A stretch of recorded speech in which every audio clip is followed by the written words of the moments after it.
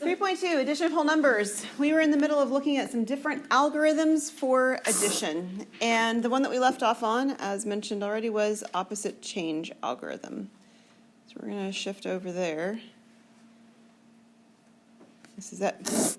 Okay, so the opposite change algorithm, I want you to write down on paper that the goal of this algorithm, the whole goal, is that there's no borrowing. Or in more recently used language that you see, you might say that there's no regrouping.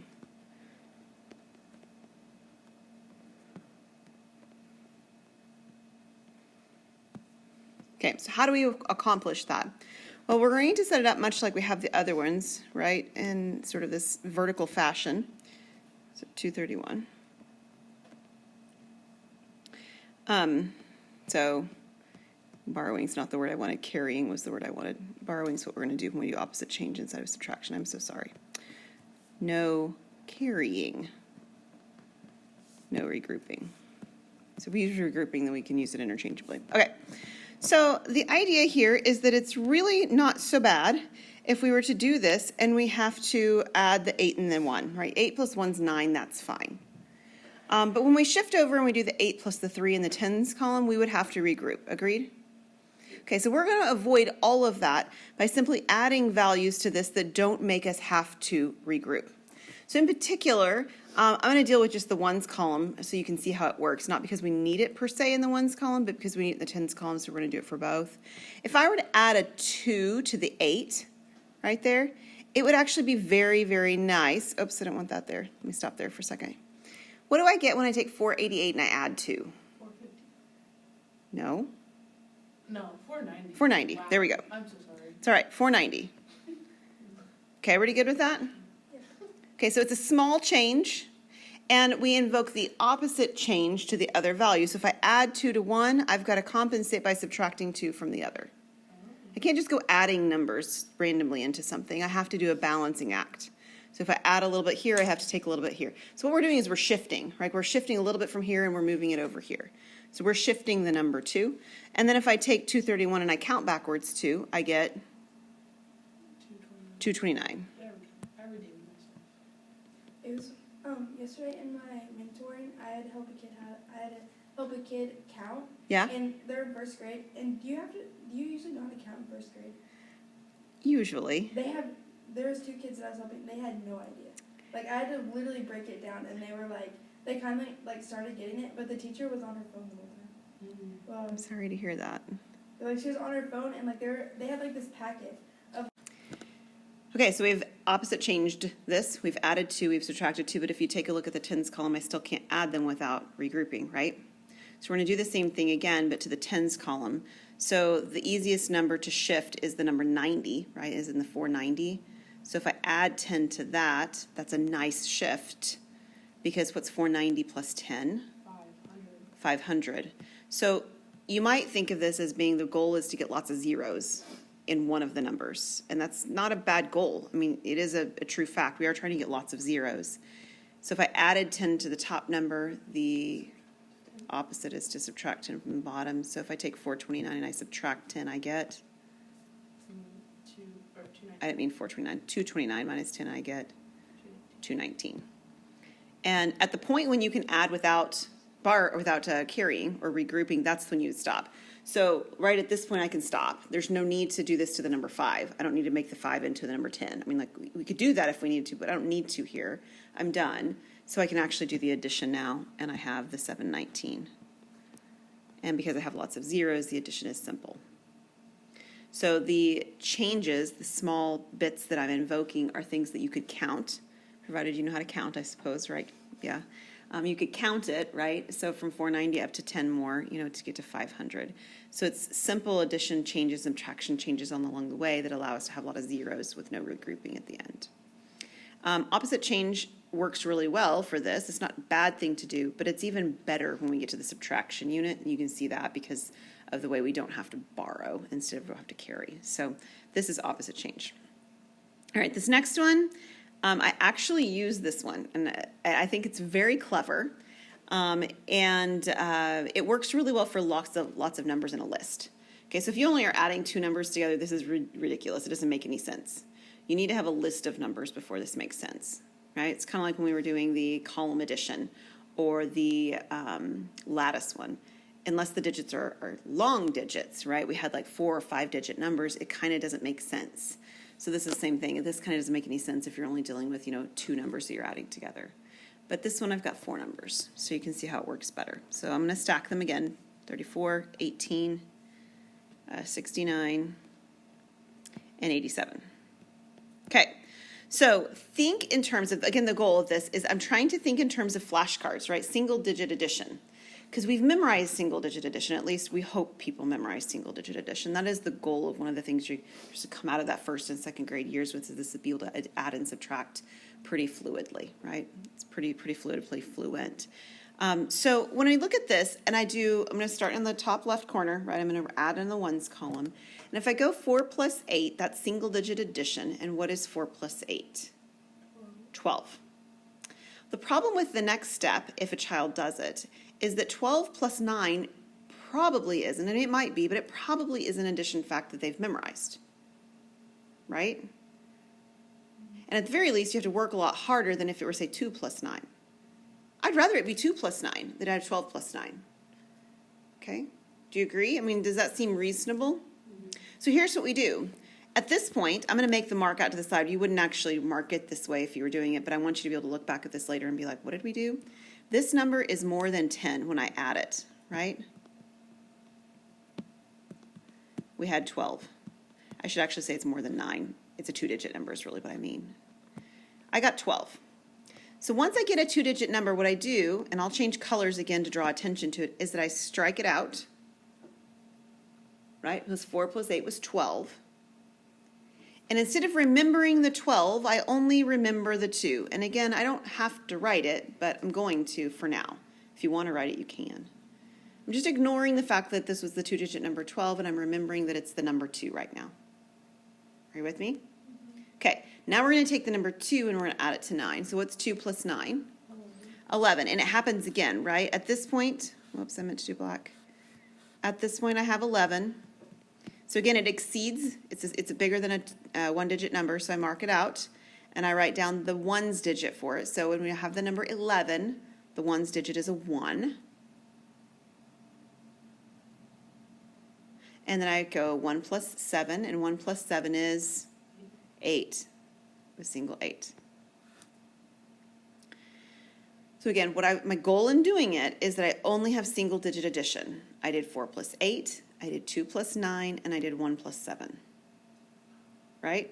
4 plus 8, 2 plus 9, 1 plus 7. It's the flashcard stuff, right? The times table, not times tables, the timed tests that kids take. It's that kind of stuff that we're focusing on. What we do after that is we go back and we count the number of scratches that we made. So how many times did I scratch out? 2. And that's the number that gets carried to the other column. And because that works, because I scratched out every time I hit 10.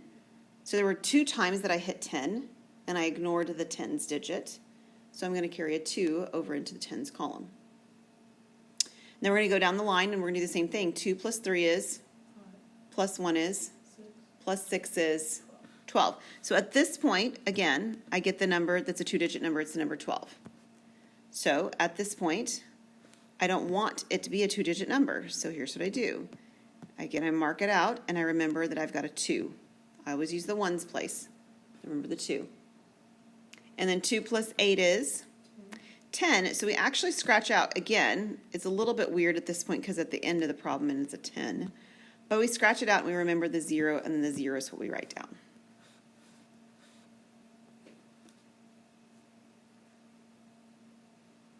How many scratches did we make? 2. We made 2. There's nothing in the hundreds column, so that 2 just gets carried down to the bottom now. And the number is 208.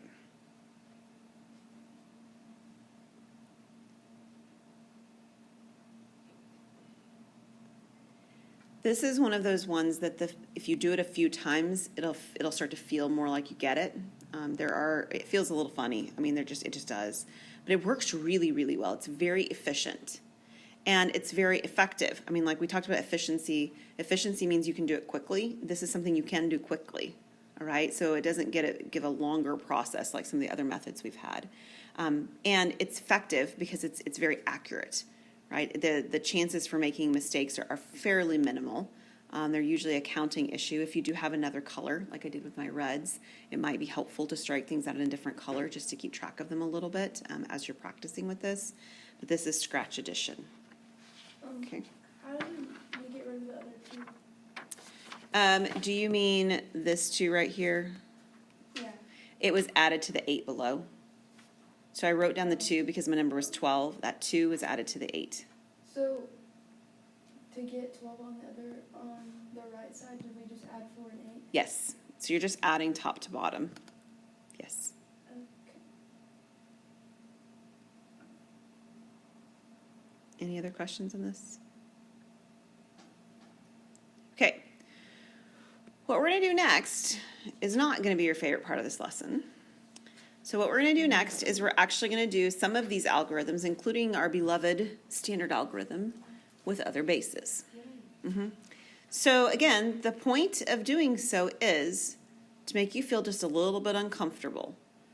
Because just like Mackenzie was talking about with the children who didn't know how to count, and you get a little frustrated because you're like, what is it we're not getting here, right? When you're doing addition and subtraction, when the little ones too, the same thing's going to happen. And it's kind of a good thing for us to put ourselves back into a position of not feeling super comfortable with how we process through addition and subtraction. So addition is today. So if you remember, base 8 has 8 digits, 0 through 7. And we're going to add 3, 4 base 8 plus 1, 7 base 8. I'm going to do it in 2 different ways, okay? The first way I'm going to do it is with our standard algorithm, so we can think about how our standard algorithm, the one that you're most familiar with, works in reality when you're not comfortable with the base, because your kids aren't going to be comfortable with base 10 like you are.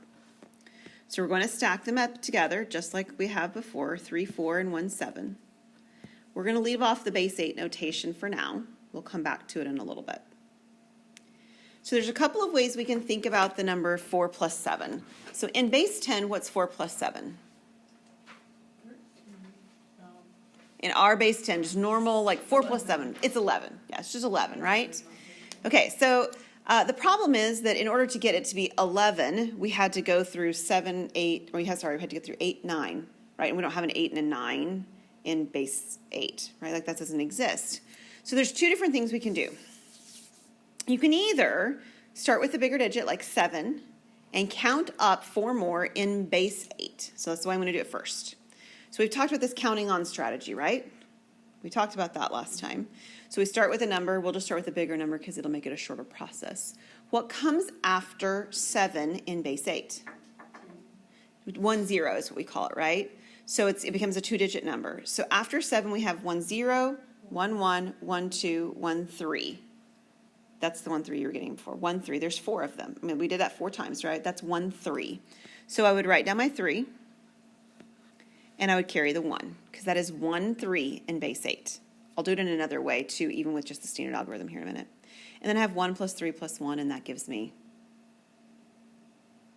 don't overthink it, 1 plus 3 plus 1, 5. Thank you very much. 5, 3, base 8. Okay, there's another way you can think about the 7 and the 4. Okay, so we could think about 7 plus 4 is 11, all right? If I had 11 objects, throw them on the floor, crayons or pennies or whatever, there's 11 of them, and I were to group a group of 8, I'd have one group of 8, and how many leftovers would I have? 11 objects, I have one group of 8, and how many leftovers? 3. Right, we're regrouping them. That's what regrouping is. We have however many 8s we have because we're in base 8. That was one of them. There's 1 8, one group of 8 inside of 11, objects. And I have 3 leftovers. So the 3 leftovers get written down, and the one grouping of the 8 gets moved over. It's a second perspective of how to get the 1, 3. Because this is a standard algorithm. This is what is going on behind the scenes, either the counting on strategy with your children or the thinking about regrouping where we're moving something over.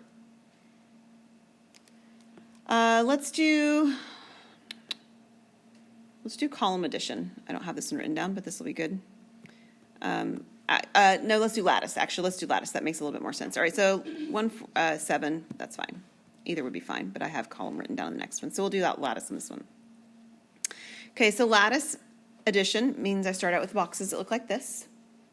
I kind of have to do the same thing in terms of 7 and 4. So whether you're counting on or whether you're doing a regrouping, 7 and 4 is 1, 8, and 3 left over.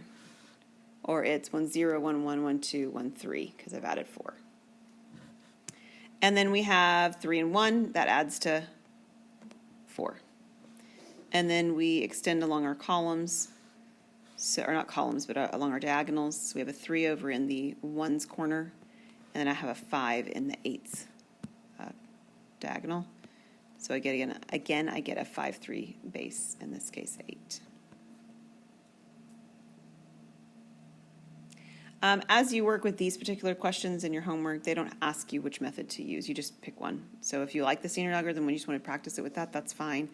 I don't think there's any case where they force you to use a specific algorithm on these. If they do, of course, that's what you're expected to do, but most of the time you have a lot of freedom to choose. Okay, let's try another one, different base. We're going to do base 3. Remember, it's the digits 0, 1, and 2, so there's no 3s, 4s, 5s, and so on. So again, we're going to do standard algorithm first. So I have 1, 2, 1, 2, and then I have 1, 1, 2. Okay. So 2 plus 2 is 4. But what is 4 in base 3? It's not. What? Let's count on. Okay, so we have 2 already, right? What's after 2 in base 3? Oh, 11. 1, 0, and then 1, 1. Right? Alternate option, 4. I've got the number 4. How many groups of 3 are in the number 4? 1 group of 3 with 1 left over, right? So I have 1 left over, and here's my group of 3 that got carried into the 3's column. Okay, so my second column, the 3's column, and now I have 1, 1, and 1. That adds to, it adds to 3, which is 1, 0 in base 3. One more option, something else you could do, this occurs to me too, I've seen students do this before, is simply write some of these out. Right, so when they're adding, they're just shifting over, kind of like it's a number line approach is what it really is. And you can definitely do that, and children do that with addition as well, number line approaches when they're first learning addition in base 10, so that's another valid approach. So Kaylee, you're right, we've got a 1, 0 here. Now I've got 1 plus 2 plus 1. I'm back to the number 4, but 4 is 1, 1, so I put the 1 down, carry the 1 over, and then 1 and 1 is 2. So this is 2, 1, 0, 1, base 3. We'll do column addition on this one. I mentioned I was going to do that. On which part? The 2. The 1. This I like one, the answer. that one right there? Yeah. That number came because I added 1, 1, and 1. So that would be like the number 3. That's 1 group of 3 and 0, 1, so it gets carried over. Or you can think about the fact of what comes after the number 2. So I've got 1, 2, 1, 0. Yeah. All right, 1, 2, 1, 2, and 1, 1, 2. So if you remember column addition, what it does is we work from left to right, and we just add the columns together. So the far left column is just the number 1, and I 0 everything else after it. So the first column goes in here. The next one, I have to add the 2 and the 1 down here. So 2 and 1 is actually 1, 0, right? And so I can't put 1, 0, like a 2-digit number in a 1-digit space. So I have to extend over a little bit into the other column. So I put the 0 here and I put the 1 here. That's 1, 0. And then I 0 out after it. Then we'll do 1 and 1. So what happens when I have 1 and 1? I've got a 2, and I 0 it out. And then in my last column, this is one where it's a little bit awkward to do column addition. You'll see what happens here. What is 2 and 2? 4, which is 1, 1, right? Okay, so the problem with column addition on this one, it doesn't always happen. In fact, this is the first time we've seen it happen, is that at the end I'm supposed to be able to add these columns together with little to no regrouping. But there is a regrouping step here. So in the ones column, I just have a 1, that's fine. But in the threes column, I have 2 and 1, and what's 2 and 1? 1, 0. 1, 0. So I have to do a borrowing or a carrying step, right? I put a 0 down and I have to carry this one to the next column. There's a 1. And then we will notice that in the 3 squareds column, I have 1, 0, 0, so that's 1. And then in the 3 cubes column, I have 1 and 1, so that's 2. And of course, we still get base 3 at the end. That's what column addition would look like on that one. Okay, so you're not going to do a whole bunch of these with other bases, but you're going to do a few. Okay, that is not the crux of this lesson, but you're going to do a few. There is one more topic in this lesson that I think is super practical, like everyday kind of stuff that kids and you as well need to be able to do, and that's mental math and estimation. So mental math and estimation, students often get confused about which one's which. Mental math means we're finding the answer exactly. Okay, so this is an exact answer. Okay, it's not an approximation, it's exact, but we're doing it in our head. The caveat to that is that I can't see what's going on in your head. So you're going to write me down some stuff so that I know what's going on in your head. But you should be able to do the process mentally. Okay? All right, so here is one of the algorithms for mental math. We're going to look at some algorithms specifically for mental math. So we've got the number 46 and 38 that we're adding together. And this one's strategy is called adding from right to left. So what we do is we look at the leftmost numbers first. So that's the 4 and the 3. And we say, okie dokie, well, I can do 40 plus 30, and I can do that in my head. It is 70. And I can do 6 plus 8. That's the ones digit. And I can do it in my head. And 6 plus 8 is... Don't leave me hanging here, guys. 14. Thank you so much. 14. And I can do 70 plus 14 in my head. 84. And part of the reason I can do that in my head at that point is because one of them has a 0 in it, right? The 70's got a 0. I've got the 84. How many steps did that take? I'd like for you to count them. 3. This is step 1, step 2, and over here where we added was step 3. 3 is the most steps that we're going to be allowed to do and consider it mental math. Okay, that's sort of arbitrary. But the reality is that the more steps you do, the fewer kids in your class are going to be able to do them, right? So if you have something that takes 4 steps that you can do in your head, that's great. But your kids, you've lost half of them at that point or something like that. Because you can only hold so many steps in mental math in your head at the same time. So we're going to limit ourselves to 3. This is our 3rd step. We get 84. So this one is called adding from left to right. This next one's called breaking up and bridging. So what breaking up and bridging does is it breaks up one of the numbers, and it doesn't even really matter which one. We're just going to do the second one into the 30 and the 8. So you break it apart by place value. Okay, so we actually broke apart, if you will, we broke the last one apart in 2 times, right? We broke both of them apart. Here we're just breaking one of them apart. And so what you do instead of breaking both of them apart is you take one of them as the whole value, 46, and you add the 30 to it. Okay, well again, it's almost like a single digit addition because I've got the 0 going on, right? So what is 46? Whoops. 46 plus 30. 76. That one's 76. And then you add the 8 on after that. So what is 76 plus 8? So you have to be able to do the single digit addition, but you do still have some regrouping involved, right? So there's a 14 here. The 1 carries to the 7, so it makes it an 8. I still get 84. It is 2 steps, but it's 2 steps that are a little bit more challenging. Maybe not step 1. I didn't put a 2 there. I meant to put a 1 there. Maybe not step 1, but step 2 is a little harder than the steps that we did in the last section, or the last type of problem. But this is a 2-step algorithm for these values anyway. breaking up and bridging. And you likewise, if you wanted to break up 46 and add the 38, so you could do 40 plus 38, and then you could add the 6 on afterwards, that would be fine. The order doesn't matter.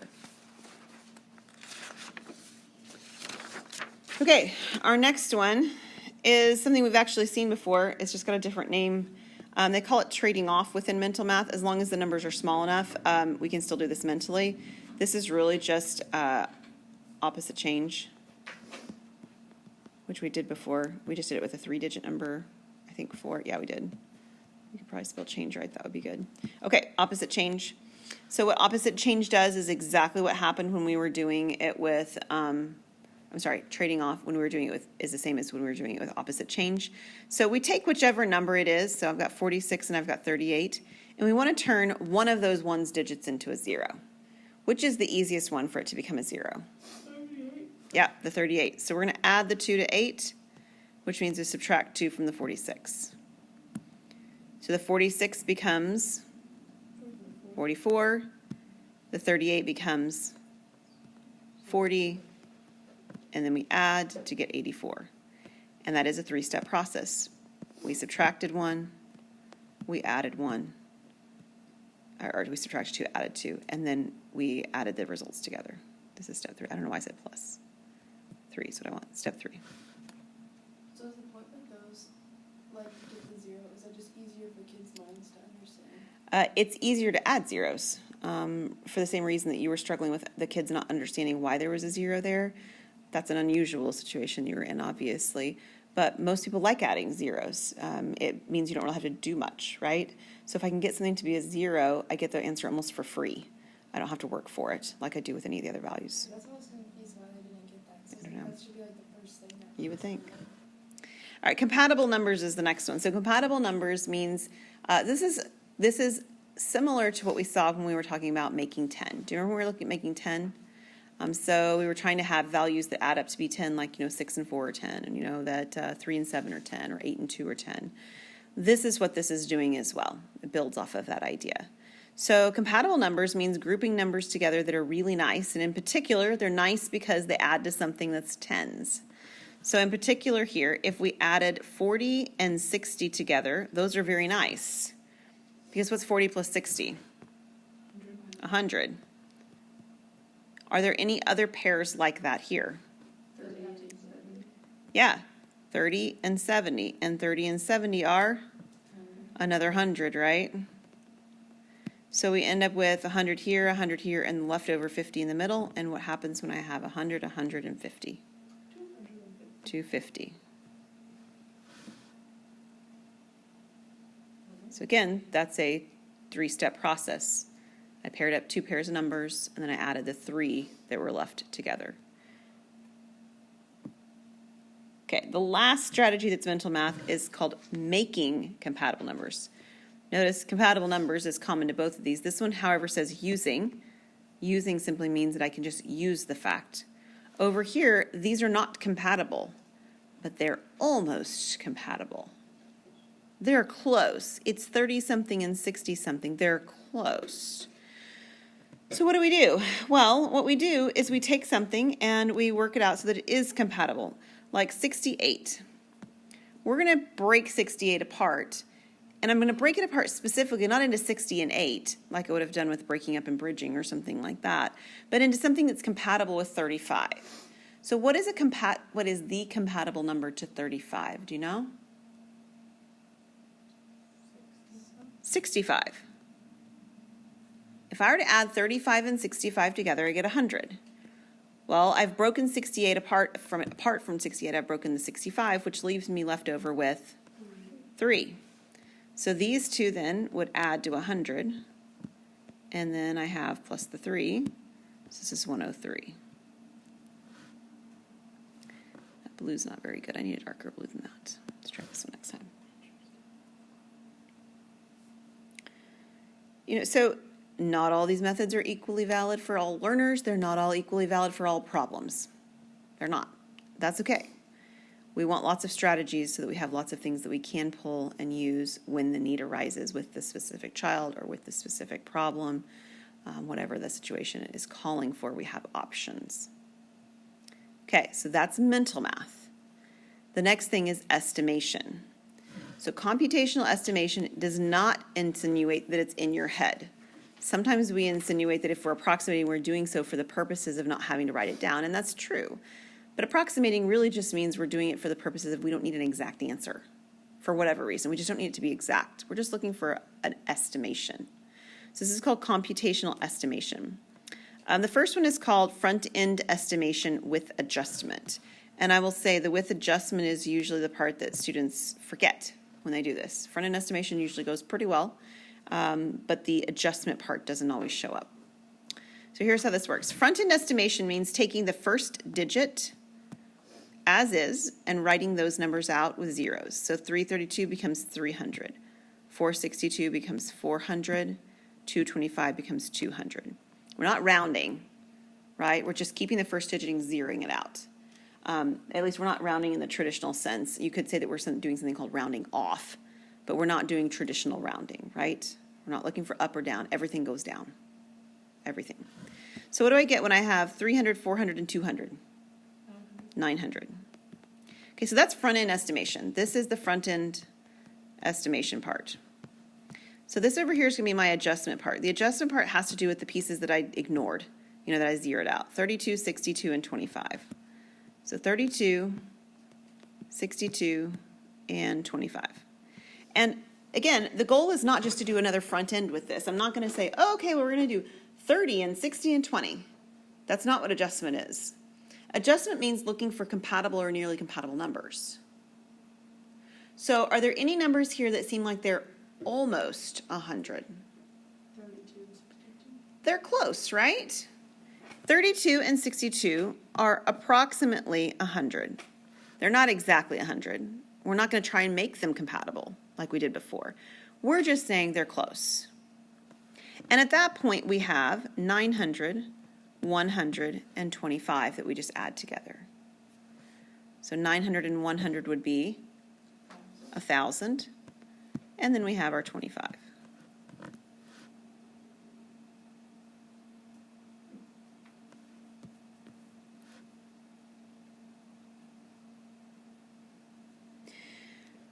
We can do the same thing we were doing with compatible numbers here. This is called nice numbers, right? Nice. Well, nice means they're nearly compatible. That's what it means. We're not forcing them to be compatible. We're just grouping things that seem to be nearly compatible together. And we've got a list of numbers. And my grouping might not exactly match yours, and they could both be right, because remember, it's estimation. So, do you see a couple of numbers that seem to be almost compatible numbers? Pick a couple. 64 and 42. Sure, 64 and 42 would be one option. Or 64 and 35. You could do 64 and 35 if you like that one better. Just pick. We'll stick with this. This one I've got written down. Want to stick with that one? Okay, that's about 100. What else is nearly compatible here from what's left now? Okay, so 71 and 35. This one's nearly 100. So again, now I have 100, I have 100, and I have a 55. We could say it's about 255. If you wanted to make the 55 become a 50 and say 250, equally correct. We're estimating. So these numbers that are these computational estimation ones, even the trading off ones, they should be fast problems. So when you look at this homework list and you're like, oh, there's a lot of problems on it. I don't even know if there are, but I don't remember. But a lot of them are fast. Yeah, there are a lot of numbers. Yeah, a lot of them are fast because they're like this. Okay, they're going to go quicker. Okay. All right, 3 more examples, and we'll be stopped for today. Okay, clustering. Okay, so this is another example of one where it doesn't work with all the sets of numbers. But when you have a bunch of numbers that seem like they're really close to the same number, you can cluster them. What value do all of these seem to be pretty close to? 500. They're all about 500, right? Pretty close. So I'm going to make that as a note to ourselves. They're all approximately 500. So I have the number 500, and how many of them are there? 5. Now, if you're dealing with kids that are old enough, you can just do 500 times 5. If not, you could do 500 added together 5 times. That'd be fine too. Either way is okay. It's not bad. What is 500 times 5? 2,500. Okay, clustering's definitely not gonna work for everything, but when it works, it's really nice. So that's just whenever they're all close to, Mm-hmm. is it like within a 50 range? You'll know it when you see it. It won't be like, are they close or are they not close? You'll know. You will absolutely know. All right. Rounding. I mentioned rounding a minute ago that we weren't doing rounding. Now we are. So when rounding shows up, your book often doesn't tell you what to round to, which means you get to pick. So we'll do a couple of times. So you get to decide. So we're going to round to the thousands place. That's the easiest option here because my numbers are in the thousands.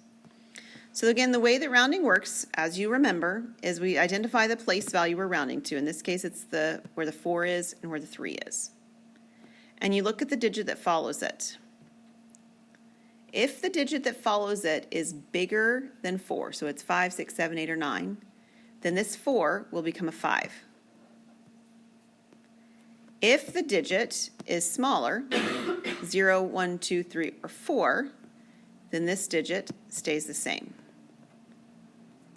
So the digit will either stay what it is or it will go up 1.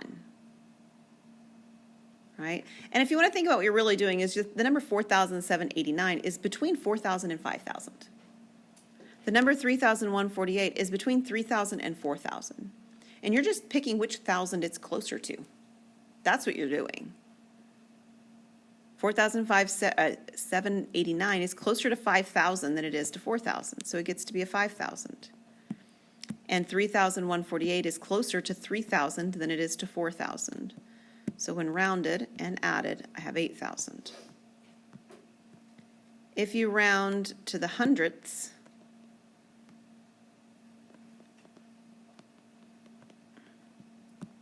we'll do the same thing, but we're going to shift it over 1.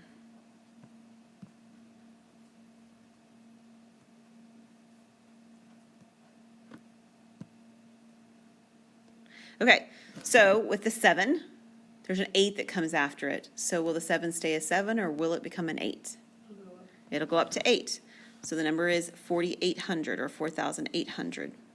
Again, because it's closer to 4,800 than it is to 4,700. On the next one, the number 4 is after the 1. So will the 1 stay a 1 or will it become a 2? It'll stay a 1. And the reason again is because 3,148 is closer to 3,100 than it is to 3,200. That's why those properties are what they are.